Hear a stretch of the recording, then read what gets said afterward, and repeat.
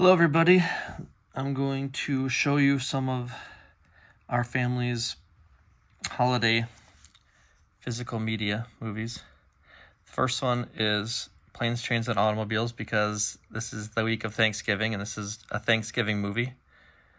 This is one of our favorites. We watch it every year. Neil Page trying to get home from New York to Chicago. Del Griffith, the showering curtain salesman. So this is a Blu-ray version.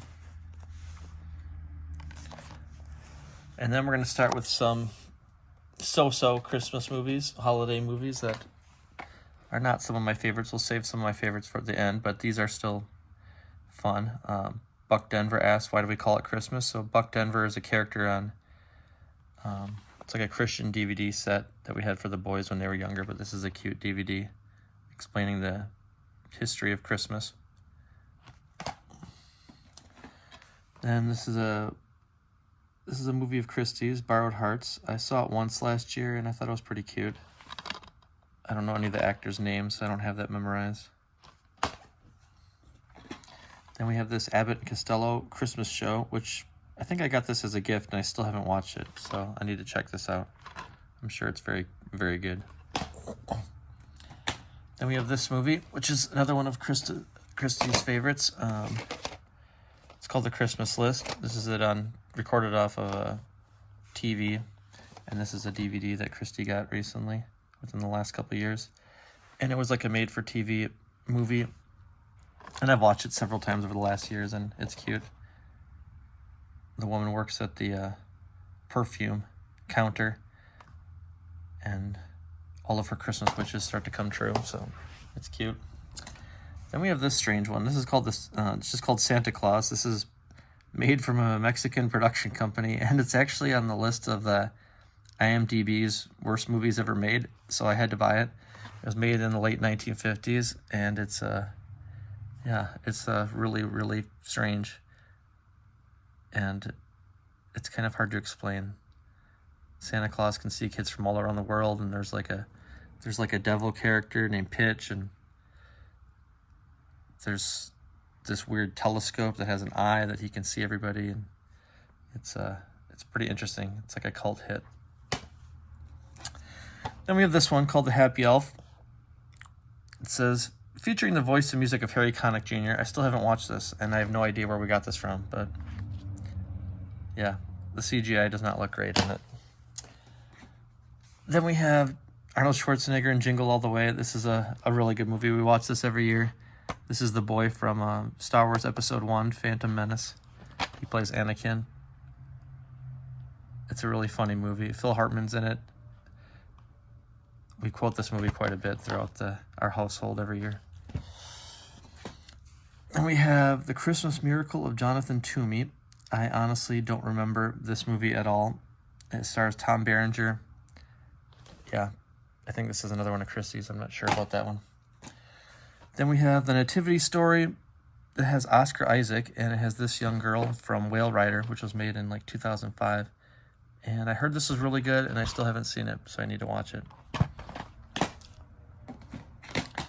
Then we've got this VHS tape, You've Got Mail. This is based on The Shop Around the Corner, which was a 1940s Hollywood classic.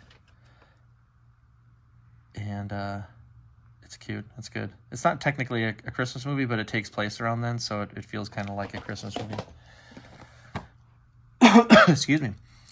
Irving Berlin's White Christmas, made in, I believe it was released in 1954. This is a classic. This is on a lot of lists of great Christmas movies.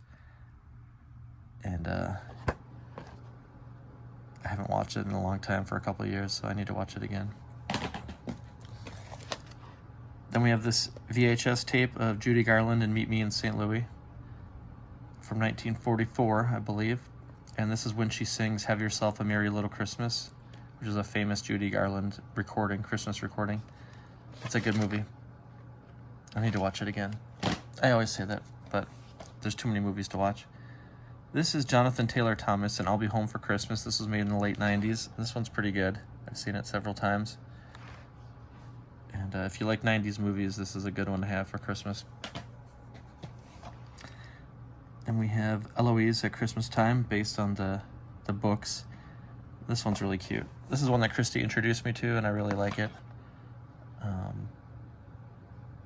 It's really funny. The little girl is running around the hotel because she lives there, and her mother's very wealthy, and her mother's not really around very much. And so the little girl's kind of like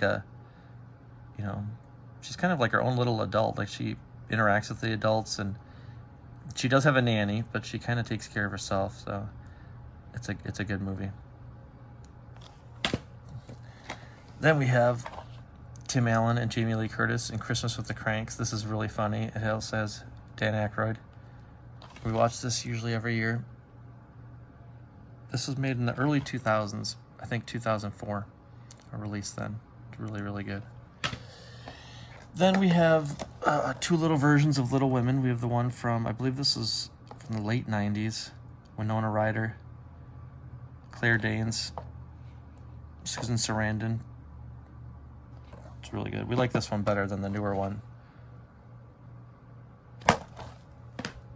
And technically that's also not a Christmas movie, but it's the front half of the movie, or the story. It's based on a novel, obviously, but the front half of the story takes place around Christmas time, so it has a very Christmassy type feeling. This is the new one. I think this came out in 2019, and it's okay, but I still like the other one better. This is a movie that came out in the mid-'80s, Santa Claus the Movie. And this is a strange one. I don't remember much of it. I watched it. I think I've watched it once since we bought it. And yeah, it's okay. Then we have Smoky Mountain Christmas with Dolly Parton. Dolly is one of my wife's favorite singers. Excuse me, sorry. This one was made in the 80s, I think, released in 86. Kind of a made-for-TV movie. It's very cute. Then we have Dolly Parton's Christmas of Many Colors, Circle of Love. And this is a sequel to a different story called, I think it's called Coat of Many Colors. And it's a story about Dolly's own childhood. So it's interesting. This little girl kind of plays Dolly as a child, and this is kind of like a sequel that's based around Christmas time, so it's very good. It was nominated for a couple of awards a couple years ago. And then we have this double disc of Going My Way, which is not a Christmas movie, but this one is, Holiday Inn. This is where the Bing Crosby originally sang the White Christmas song before he did the White Christmas movie. This was released in the early 1940s, and it has Fred Astaire.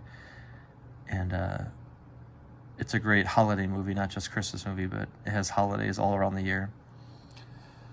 And we'll do a few more, and then the next video will be some of my favorite Christmas movies, so we'll save that for later. But for this video, we also have Christmas in Connecticut with Barbara Stanwyck and Sidney Greenstreet.